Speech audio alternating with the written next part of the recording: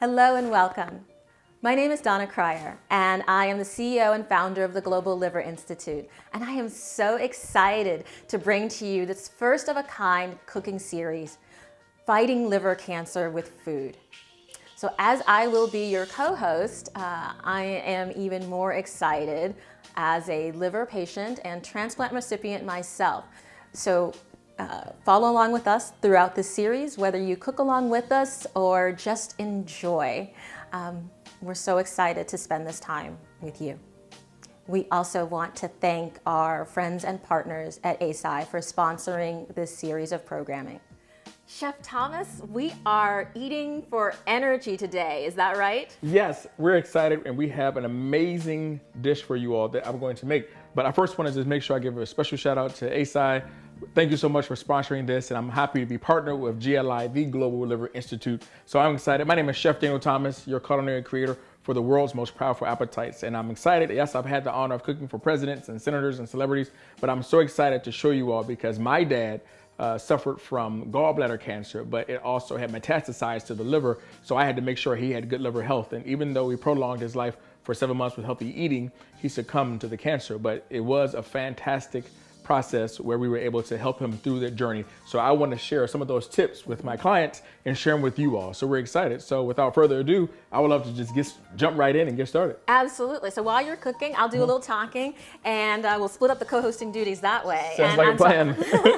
I'm just going to explain, we chose this episode, Eating for Energy, because so many patients experience fatigue. They're tired, they're sleepy, whether they're going through the chemotherapy or just going back and forth between the cancer centers. So eating for energy was like the #1 topic that patients and their families told us that they wanted us to include. So tell us what you've prepared for us. Yeah, so I couldn't agree more. So eating for energy is fantastic because when you're going through chemotherapy or the different aspects of therapy, it's tough. So I want to make sure that when your immune system is shot, we make sure that we help boost the immune system, but I also want to make sure that you get that energy that's there because you get so tired after just going through your day. You don't feel like chewing, you don't feel like eating, you don't feel like being bothered, you're getting cranky. So all you cranky individuals out there, I got something for you, so don't you worry, okay? I have it. My dad is, you want to push him to eat. So I try to get almost so many items within a smoothie so that you can have all the things that you need for energy. So today, I'm excited because we're going to start with a number of items here. So I started off with the not Granny Smith. I'm thinking about my grandmother, with the Honeycrisp apples. Honeycrisp are fantastic.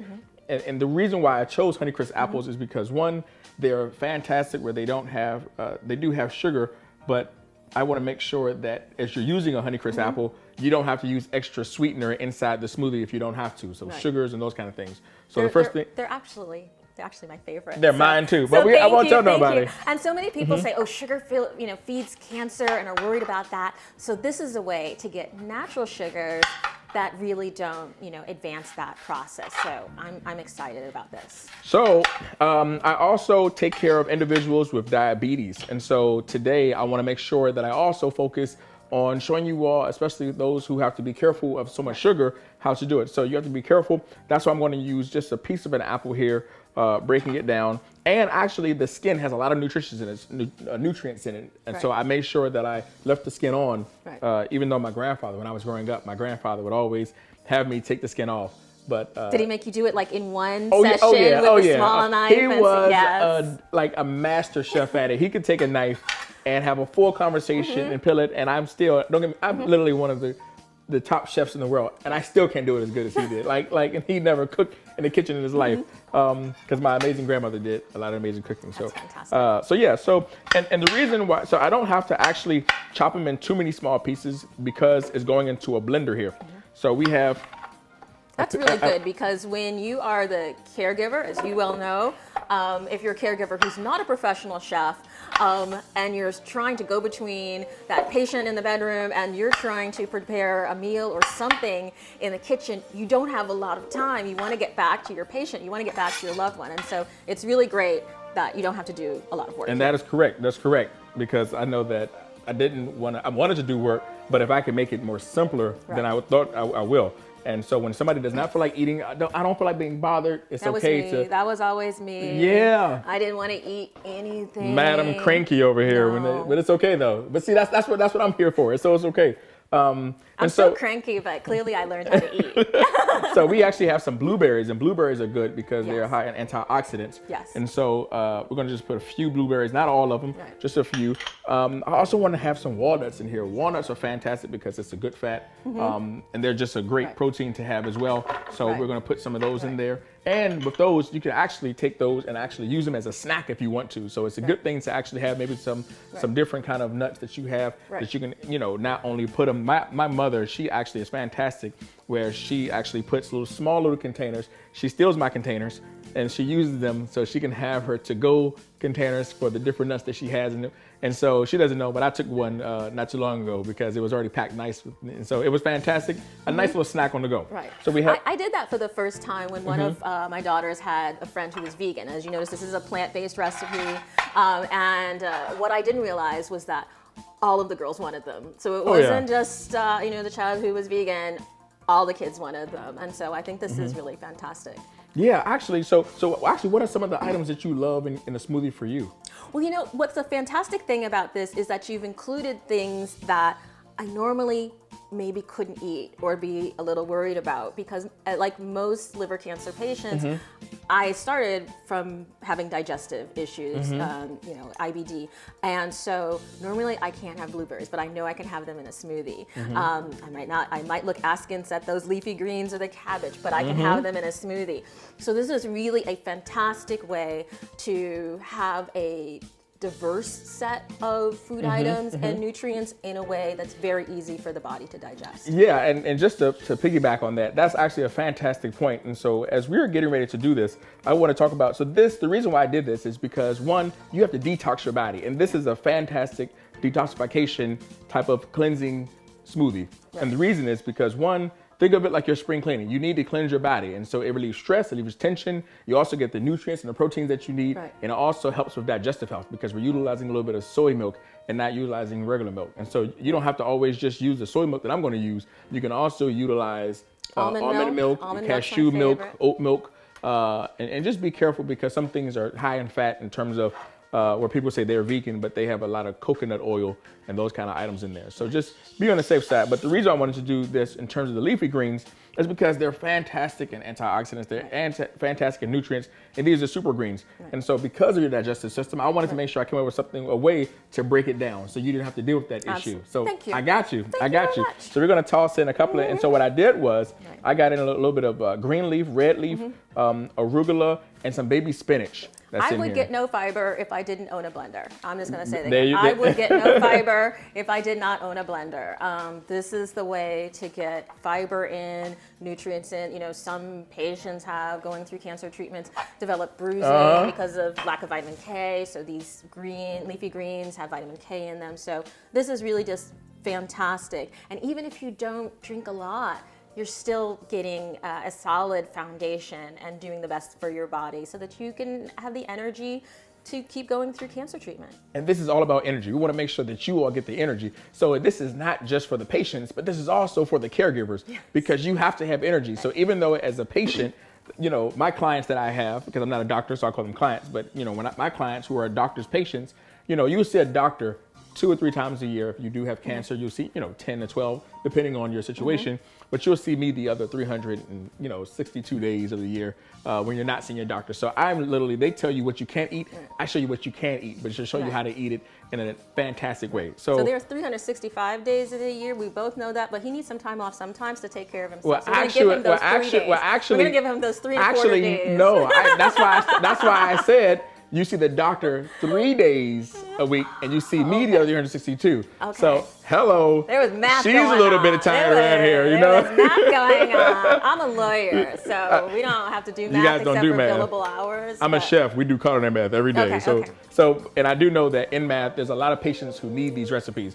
And so I'm going to rock this banana because one, I do love bananas, high in potassium, which is good for you. But be careful with the sugar. So I'm actually not going to use the entire thing. I actually wanted to make sure that we got some of my carrot friends out here. Get my fingers out of the way. Be careful. He is a professional though. Yes, so I promise you, we're good. So most people, just a little bit of gastronomy here. So when you're looking at carrots, most carrots are grown in the ground. So most people don't know they look like this. This is about how you're going to see it in its most natural form. Most of the time you see them in little small little nuggets that, at home. You see them and they've been shaved the whole 9 yards. But this is actually as organic as you're going to get it where you see it. And so what happens is you don't ever see carrots looking like this. You actually see them looking like this. So when you're underground, you see them like this, and then they pull them up, and that's how you get your carrots. And so here's some great carrots that I thought for us to be able to utilize, and I wanted to make sure. So we'll cut a piece there.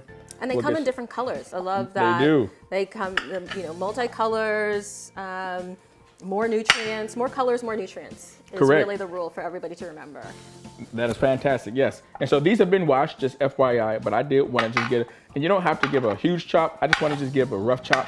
And so as we're doing this, as the cameraman does a close-up, I just wanted to show you all very quickly a way. So usually 9 times out of 10, as you're cutting any kind of vegetable or any fruit, but anything that's round, you want to be careful because the moment that you cut it the wrong way, if your fingers are not doing what they're supposed to do, you can cut your finger off. So this is just a little bit of kitchen aid and kitchen helps to help you. So what I do is I take my fingers and I bring them in like I'm getting ready to claw somebody. And so you actually bring them in and you use the knife, the side of the blade to rub on your knuckles so that when you're grabbing the protein, most people, when they cut like this. It's not a protein. Carrot is not a protein. I just don't want you to be caught off thing. No, I'm saying just in general in terms of if they have proteins or vegetables. Okay. And I'm saying, but when you're cutting proteins or any kind of fruit and vegetable, if you'll let me finish, ma'am, thank you. You got to make sure, you want to make sure that you have My brother will recognize this dynamic. He'll be like, yes, that's her. That is all her. So you see this, I now can go, and you want to make sure that you do like a wave motion. So you want to let the knife do the work for you, okay? So in that way, and usually when you do it, you want to make sure you have a rough, a flat surface. And so now we just toss that in. So you don't need it in terms of making it any more sweet, but if you're going to sweeten it up, I say utilize honey. So we're going to just toss a little bit of honey in here. I have a sweet tooth. Well, we're going to toss just a little bit of honey in here. It's just a small piece of this cabbage. Right. Now, to break it even more, I'm actually going to help the blender out. And again, I'm doing the same process, and I'm going to just very thin. Just very thin. And just want to make it, not too much. Just shred it just a little bit, and it helped break it down. And so now that we have all these items here, we can actually get started. And so we're going to just take a little bit of our. Would you want to pour some of this in here? Ooh, okay. Yeah, come on. Yep. Okay. How much? All of it or no? So No. About half. Yep. Okay, so we're gonna do at least a cup. And let's just see. I mean, sometimes. See how this works. Let's see. I love this. Just a little bit more. Okay. And so we're gonna add. You don't have to add a little bit too much because you also have to understand that even when you start to have cancer, because of so much medicine that is being broken down through your liver, it actually causes a slight teeth sensitivity. So you also want to be careful with adding too much ice. But if they're ready for it, it actually helps take some of the taste of it. I'm not going to do it for this one, but just in case, because I want to make sure that you do it at home. But you can actually add your own protein to it. So whatever protein powder you want to utilize. I like to utilize pea protein because it's just more healthier for you, but you get that amount of protein in there. So we're gonna just add just a little bit in here. So you can change the milks, you can change the type of protein or leave it out. You can change any or all of these fruits and vegetables. It's really up to you and what you like. But I love this example because who knew you could even put all of those things together, for one. And I'll let you start the blender. Yeah, let's get started. And it set it on smoothie. So we are done, but just so you know, the reason why I cut it on and cut it off is because I'm a texture person. So for me, I actually like small bits and pieces, in my smoothie, so you can eat so it can taste like a meal or feel like a meal, like I'm chewing something, and give the illusion of chewing something instead of people kind of feeling like it's baby food type situation. So I want to make sure that viewers know that you can also make sure that you do kind of like a piecemeal blender and make sure you blend it once, twice, 3 times into the consistency that you want it. If you want it blended the whole way, then no problem, especially as you get older. So yeah, here we go. Do I get to taste? Yes. Grab your cup here.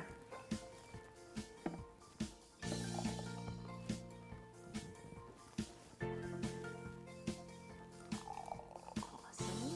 There you go. All right. Shall we put it here? Cheers. Cheers. To eating for energy. To energy, aim for energy. We're gonna be here. Okay. Ladies and gentlemen, I had a fantastic time here with Donna. It's delicious. It's a fantastic smoothie that you can have. That's not even just good for just patients and caregivers, but also kids will love this. So just make sure that you do what you want to do with it. Add your own, but make it creative. Thank you so much for joining us for this series of Fighting Liver Cancer with Food. We hope that the guidance that we provided across this series and in each episode will help you and your family meet your nutritional needs across your journey with liver cancer. Please ask your health team if they have nutritionists, palliative care specialists, or other supports to personalize this information for you. At the Global Liver Institute, we really hope that this information has been helpful and that you'll let us know how we can support you in every other way throughout your cancer journey.